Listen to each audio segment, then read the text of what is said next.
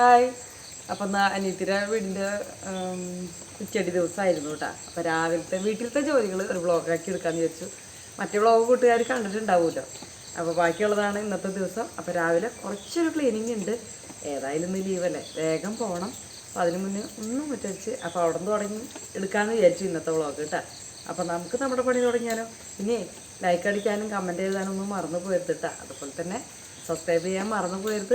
അപ്പോൾ ഓക്കെ, നമുക്ക് നമ്മുടെ ജോലി തുടങ്ങാം. ഓക്കെ. അപ്പം നല്ല മഴയാണ് എല്ലായിടത്തും. നല്ല റെഡ് അലർട്ടും യെല്ലോ അലർട്ടും ഓറഞ്ച് അലർട്ടും ഒക്കെയാണ്. സ്കൂൾ പിള്ളേർക്ക് ഇടയ്ക്ക് മുടക്ക് കിട്ടുന്നു.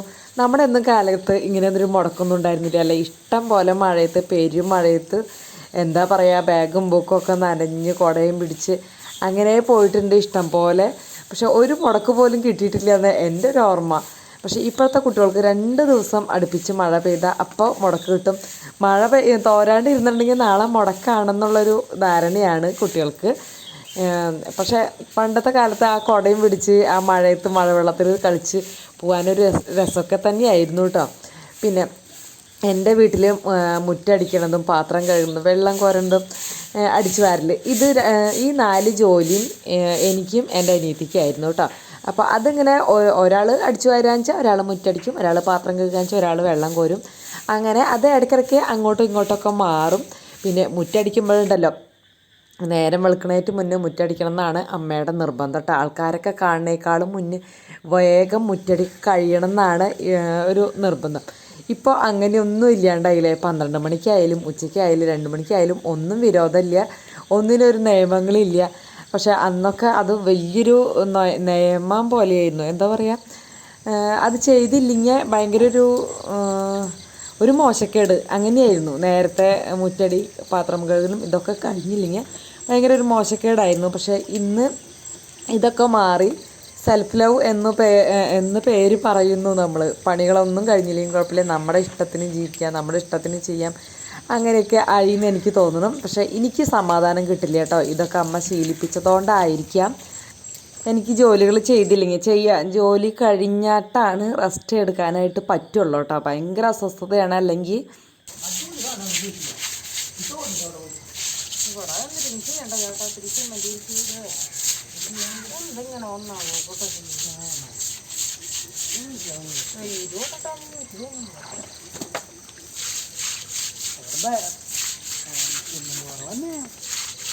ഇത് നമ്മൾ ചെയ്തതൊക്കെ നമ്മൾ ചെയ്തങ്ങനെ ഇവിടെ തിന്നിട്ട് കുറച്ച്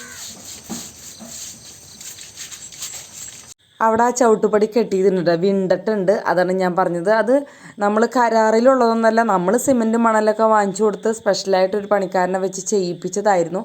ലാസ്റ്റ് നമ്മുടെ പ്ലംബിംഗ് ഒക്കെ കഴിഞ്ഞിട്ട് ആകെ കുത്തിപ്പൊളിച്ചിട്ടുണ്ടായിരുന്നു. അതിൻ്റെ ഓട്ടടയ്ക്കാനും അത് നമ്മളൊന്നും അടച്ചാൽ ശരിയാവില്ല, ഫിനിഷിങ് കിട്ടില്ലല്ലോ വീടിന്.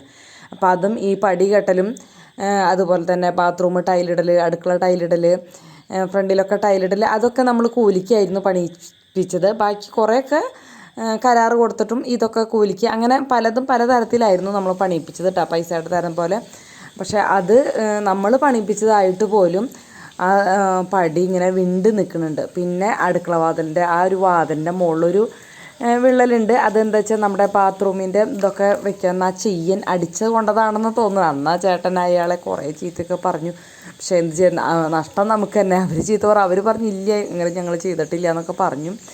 ഇങ്ങനെ എന്താ പറയുക, ഈ വാർക്കയുടെ സാധനം കൊണ്ടുവയ്ക്കാനായിട്ട് എന്തോ വണ്ടിയൊക്കെ വന്നിട്ടുണ്ടായിരുന്നു. അപ്പം അന്നൊന്നും നമ്മൾ അകലല്ലേ, തൃശ്ശൂരല്ലേ, എല്ലാ കാര്യത്തിനും വന്ന് എത്തിച്ച് നോക്കാനായിട്ട് നമുക്ക് പറ്റിയിരുന്നില്ല. അതിൻ്റെ ഒരു ബുദ്ധിമുട്ട് നമ്മുടെ വീട് പണിക്കും ഉണ്ടായിരുന്നു കേട്ടോ. അപ്പോൾ അങ്ങനെ പറയുന്നതിൻ്റെ ഇടയിൽ നമ്മുടെ ബാക്കിലെ മുറ്റടിയും ആ ചവിട്ടുപടി കഴുകലും കഴിഞ്ഞു. ഈ പൈപ്പ് വന്നപ്പോൾ തന്നെ എനിക്ക് ഈ കഴുകൽ വലിയൊരു പണിയായിട്ട് തോന്നണില്ല കേട്ടോ. അല്ലെങ്കിൽ ഭയങ്കര പണിയായിരുന്നു ഈ ഉമ്മറം കഴുകലും ആ ബാക്ക് ചവിട്ട് കഴുകലും കേട്ടോ.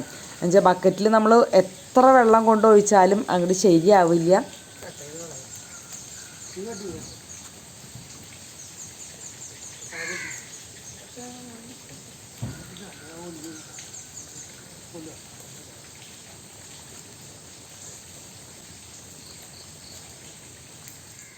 പിന്നെ ആ ചെടി നന്നായിട്ട് ഉയരത്തിൽ വന്ന് നല്ല ഭംഗിയുള്ള പൂക്കളുണ്ടാവും. പക്ഷേ ഹൈറ്റിൽ വന്നിട്ട് ഇങ്ങോട്ട് ചെരിഞ്ഞ് കിടക്കില്ലേ, മഴ ആയതുകൊണ്ട് തന്നെ നമ്മുടെ കുറേ ചെടികൾ നമ്മൾ വിചാരിക്കണ പോലെ അങ്ങോട്ട് നിൽക്കണില്ല കേട്ടോ. ഇവിടെയൊക്കെ പൂപ്പൽ വന്നു. ഒന്ന് കൈക്കോട്ട് എടുത്ത് അങ്ങനെ വടിച്ച് കളയാൻ തോന്നുന്നു അല്ലേ. ബ്ലീച്ചിങ് പൗഡർ വാങ്ങിച്ചുകൊണ്ടിരാന്ന് പറയുന്നുണ്ട് ചേട്ടൻ വെളുക്കണോടത്ത് ഇടാനായിട്ട്. പിന്നെ ഇപ്പോൾ ഇവിടെയൊക്കെ വണ്ടിയും ചെരുപ്പിട്ടിട്ടൊക്കെ നടക്കണോണ്ട് അങ്ങനെ മുറ്റത്തേക്ക് ഇറങ്ങലൊന്നുമില്ലല്ലോ. നമ്മളകത്ത് കയറി കഴിഞ്ഞാൽ മുറ്റത്തേക്ക് ഇറങ്ങണ പരിപാടിയേ ഇല്ല. മുറ്റത്തേക്ക് ഇത്തിരി പാടാണ് ഇരുമ്പുളിയുള്ള കാരണം കൊണ്ട്. ഇവിടെ അച്ഛൻ വരച്ചിരിക്കുമ്പോൾ മേമ്മമാരൊക്കെ വന്നപ്പോൾ എന്നോട് കുറേ പറഞ്ഞു ആ ഇരുമ്പുളി വെട്ടി കളയും, പക്ഷേ ഉമർത്ത് നിറയെ അല്ലയാവുന്നു. പക്ഷേ എനിക്ക് ആ ഇരുമ്പുളിയുടെ ആ ഒരു കൊതി കൊണ്ട് എനിക്ക് വെട്ടിക്കളയാനായിട്ട് തോന്നിയില്ല കേട്ടോ.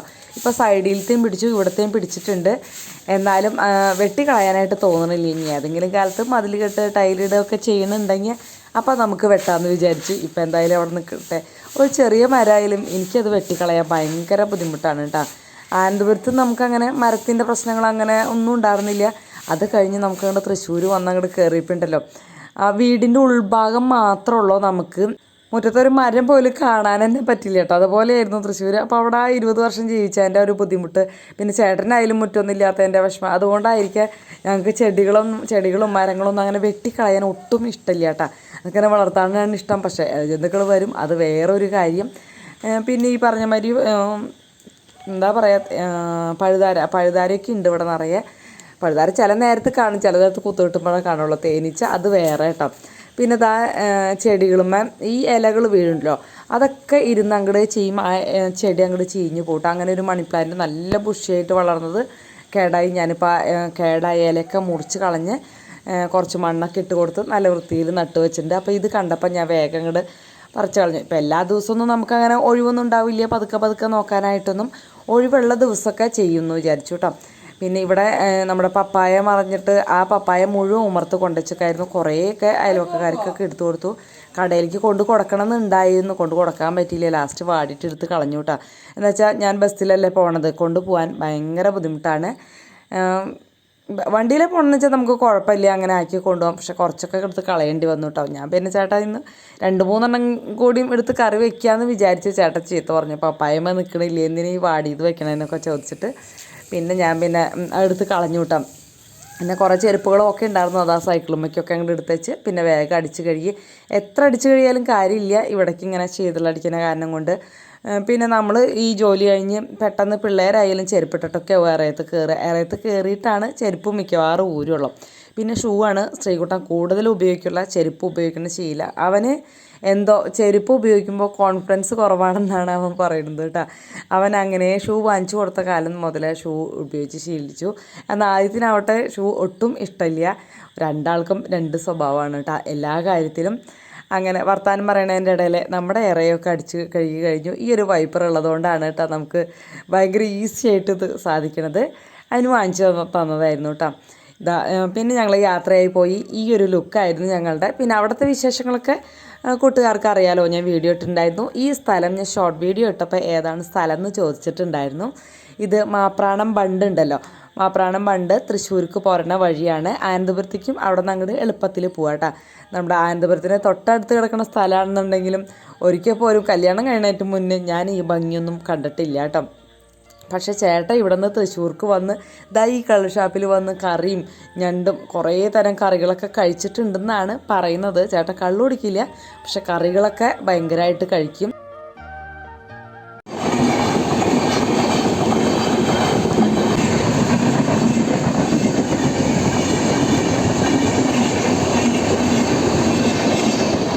ട്രെയിൻ പോണ് കാണാനൊക്കെ നല്ല ഇഷ്ടമാണ് കേട്ടോ. ഇപ്പോഴും നമ്മുടെ ആ കുട്ടിക്കാലം ഇഷ്ടം പോലെ തന്നെയാണ് ഇപ്പോഴും. പക്ഷേ ആ കാത്തിരിപ്പുണ്ടല്ലോ, അത് ഭയങ്കരമാണ്. ട്രെയിൻ പോയി കഴിഞ്ഞാൽ അതൊന്നും പൊന്തിക്കണതും ഭയങ്കര എന്താ പറയുക, ക്ഷമ കെടും നമുക്ക്. പിന്നെ ഇതൊക്കെ കണ്ട് അങ്ങനെ യാത്ര ആസ്വദിച്ച് പോരുമ്പോൾ അതൊന്നും അത്ര കുഴപ്പമില്ല. വിക്കി വർത്താനം പറയാമല്ലോ. ഞാൻ വീട്ടിൽ വന്നത് ആ ചക്ക പറിക്കാനുള്ള ശ്രമത്തിലാണ്.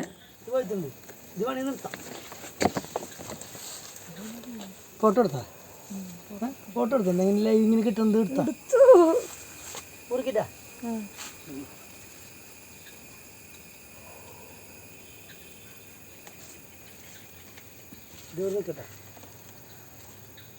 എടുത്തിട്ടൊന്നുമില്ല. ഇല്ല എന്ത് പറയുന്നു, എന്താ നെങ്ങുന്നു ഇങ്ങനെ ചക്ക നെങ്ങു പഴുത്തുണ്ട്, ഓടി പഴുത്തുണ്ട്, ഗ്യാരണ്ടിയാ മണം വന്നിട്ടില്ല. പഴുത്തുണ്ട്, നീ കുടിച്ച ധൈര്യമായിട്ട് കുടിച്ച പഴുത്തുണ്ട്. അത് കഴിഞ്ഞ് ചെറിയൊരു കായക്കൊല അവിടെ നിൽക്കുന്നുണ്ടായിരുന്നു. അത് പഴുക്കട്ടെ എന്ന് ചോദിച്ചു ചേട്ടൻ വെച്ചാൽ അത്രയും ചെറുതാണ്. അപ്പോൾ പിന്നെ ഞാൻ വിചാരിച്ച് എന്തെങ്കിലും മുതിരയിലോ പയറിലോ അങ്ങനെ ഇട്ട് അരിഞ്ഞ് വെക്കാമല്ലോ എന്ന് വിചാരിച്ചിട്ട് ചേട്ടനോട് പറഞ്ഞു അതും കൂടി വെട്ടിക്കോ. ഇനി നമ്മളത് കാണില്ല, അത് താഴത്ത് വീണ് കിടക്കണതും ഒന്നും കാണില്ല. എന്നുവെച്ചാൽ അത്രയും ചെറിയ കൊലയില്ല, അത്ര ശ്രദ്ധിക്കൂല്ല കേട്ടോ.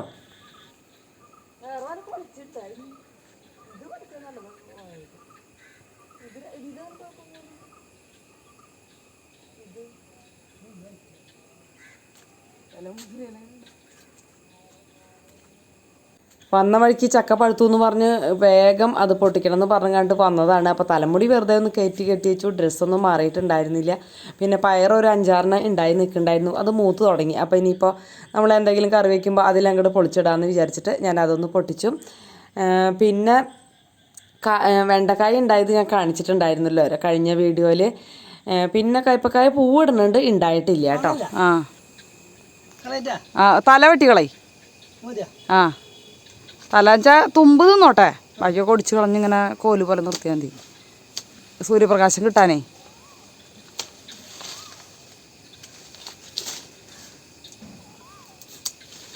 ചെറിയ തുമ്പ് തിന്നാൽ മതി. ഇനി ഏതാണ് കാണാനില്ലേ. ചക്ക പഴുത്തതാണ്, ധൈര്യമായിട്ട് പൊട്ടിച്ചോ ധൈര്യമായിട്ട് മുറിച്ചോ എന്നൊക്കെ പറഞ്ഞ് ചേട്ടൻ പറഞ്ഞത് കൂട്ടുകാർ കേട്ടതാണല്ലോ. ഇരിക്കണ ഇരിപ്പ് കണ്ട ചക്ക പഴുത്തത്. നല്ല ഉപ്പേരി ചക്കയാണ്, നന്നായിട്ട് കറി ആ ഉപ്പേരി കാച്ചണ ആ ഒരു പരുവാണ് കേട്ടോ. ചക്ക വറക്കണമെങ്കിൽ വറക്കാം, പക്ഷേ മഴ പെയ്ത കാരണം ചിലപ്പോൾ വെള്ളം കയറിയിട്ടുണ്ടാവും. വറക്കാനുള്ളത് ഇല്ല. പിന്നെ ഒരു കുഞ്ഞ ചക്കല്ലേ, അതിൻ്റെ കുരുവും ചോളയും കൂടി എടുത്താലാണ് നമുക്കൊരു കറി വെക്കാനുള്ളത് ഉണ്ടാവുള്ളൂ കേട്ടോ. അപ്പോൾ കുറച്ച് ചിക്കൻ 2 ദിവസം മുന്നത്തെ അവിടെ ഇരിപ്പുണ്ടായിരുന്നു, ഫ്രീസറിൽ വെച്ചിട്ടുണ്ടായിരുന്നു. അത് ഇനി എടുത്ത് വെച്ചാൽ അത് കേടായി പോവും. അപ്പം ഞാനതെടുത്ത് ഇത്തിരി കുരുമുളക് പൊടിയിട്ട് വെറുതെ ഒന്ന് ഫ്രൈ ആക്കാമെന്ന് വിചാരിച്ചു കേട്ടോ. അപ്പോൾ ഇത്തിരി ഉപ്പും മഞ്ഞൾപ്പൊടിയും കുരുമുളക് പൊടിയും മാത്രമേ ഇട്ടിട്ടുള്ളൂ. പിന്നെ ഇത്തിരി വെളുത്തുള്ളി ഇഞ്ചിയൊക്കെ ചതച്ചിട്ടു. ഒരു ഫ്ലേവറൊക്കെ വേണ്ടേ. മീൻ ഇരിപ്പുണ്ട്, പക്ഷേ ഈ ചിക്കൻ്റെ ആവശ്യമില്ല ശരിക്കും. പക്ഷേ നമ്മളത് എടുത്തു വെച്ചിട്ടുണ്ടെങ്കിൽ കേടായി പോവും, അപ്പോൾ പറ്റില്ല. അധികം ദിവസം ഇരുന്നാൽ അത് അത്ര ഇഷ്ടപ്പെടില്ല കേട്ടോ. പിന്നെ ഞാൻ കുരുമുളക് കുറച്ചും കൂടി നല്ലോണം കുരുമുളക് ഇടാന്നുള്ള രീതിയിൽ വീണ്ടും കുറച്ച് കുരുമുളക് എടുത്ത് കണ്ട് പൊടിച്ചെടുത്തു കേട്ടോ. ഈ പൊടി വാങ്ങിക്കണേക്കാളും ഇഷ്ടം മുഴുവനായിട്ടുള്ള കുരുമുളക് വാങ്ങിച്ച് പൊടിക്കുന്നതാണ് എപ്പോഴും. പക്ഷേ നല്ല കുരുമുളക് കിട്ടണത് അപൂർവമാണ്. നമ്മൾ തൃശ്ശൂരിൽ നിന്നൊക്കെ വാങ്ങിക്കുകയെന്ന് വെച്ചാൽ നല്ല കുരുമുളക് കിട്ടും കേട്ടോ. പക്ഷേ ഇവിടെ നിന്ന് വെട്ടുകളിൽ നിന്ന് വാങ്ങിക്കുമ്പോൾ അങ്ങനെ കിട്ടില്ല. ചേട്ടൻ ആദ്യത്തിനെ കൊണ്ടുവരാനായിട്ട് പോയി. അത് കാരണം ചക്ക നന്നാക്കാൻ ഞാൻ മാത്രം ഉണ്ടായിരുന്നുള്ളൂ. ശ്രീകുട്ടനെ വിളിച്ച് ശ്രീകുട്ടൻ വന്നില്ല കേട്ടോ. ചില നേരത്ത് എനിക്ക് വയ്യാന്ന് തോന്നിയാൽ മാത്രം വരും, വയ്യായി വന്നില്ലെങ്കിൽ അവർ വരില്ല കേട്ടോ. വയ്യാന്ന് തോന്നി ഞാനത് കഷ്ടപ്പെട്ട് വീണ്ടും പണിയെടുക്കാമെന്ന് തോന്നിയാൽ അവർ വേഗം ഇനി പണിയെടുക്കണ്ട എന്നുള്ള രീതിയിൽ ഓടി വരും. ഇപ്പോൾ ചിക്കൻ അത് നന്നാക്കൽ കഴിഞ്ഞപ്പോഴേക്കും ചിക്കൻ അത്യാവശ്യം ഫ്രൈ ആയിട്ടുണ്ടായിരുന്നു. പിന്നെ ചക്കയൊക്കെ റെഡിയാക്കിയിട്ടുണ്ടായിരുന്നു. പിന്നെ അതിൻ്റെ തോലൊക്കെ ഞാൻ ശ്രീകുട്ട അവിടെ നിൽക്കുന്നുണ്ടായിരുന്നു. അപ്പോൾ അത് പറഞ്ഞത് അങ്ങോട്ട് മുറ്റത്തേക്ക് ഇട്ടോളാൻ പറഞ്ഞിട്ട് അവൻ്റെ കയ്യിൽ കൊടുത്താണ് കേട്ടോ. അപ്പോൾ അത് അവിടെ മഞ്ഞത്തവളി ഉണ്ടെന്ന് പറഞ്ഞ് നോക്കിക്കിടന്നാണ് കേട്ടോ ഈ കാണുന്നത്. പിന്നെ ഇതാ കുരും ചോളൊക്കെ ഉണ്ട്. എരിശ്ശേരി വെക്കാനാണ് ഉദ്ദേശിക്കുന്നത് കേട്ടോ. മീൻകറി കൂട്ടി കഴിക്കാനായിട്ട് ഈ വർഷം വെച്ചിട്ടില്ല എരിശ്ശേരി. അപ്പോൾ അതാ ചക്ക ഉപ്പും മഞ്ഞൾപ്പൊടി ഇടണം കേട്ടോ. ഞാൻ മുളക് പൊടിയും ഇടാം, ഞാൻ മുളക് പൊടി ഇട്ടിട്ടുണ്ടായിരുന്നില്ല. നമ്മൾ എരിശ്ശേരി വെക്കണ പോലെ തന്നെ കേട്ടോ. അപ്പോൾ അതൊക്കെ ഇട്ടിട്ട് 2-3 വിസിൽ നന്നായിട്ട് ഉടഞ്ഞ് കിട്ടണ്ടേ ചക്ക. അപ്പോൾ അത് കാരണം 2-3 വിസിലടിക്കാൻ വേണ്ടിയിട്ട് ഇത്തിരി വെള്ളം ഇത്തിരി കൂടുതൽ ഒഴിച്ചിട്ടുണ്ടായിരുന്നു.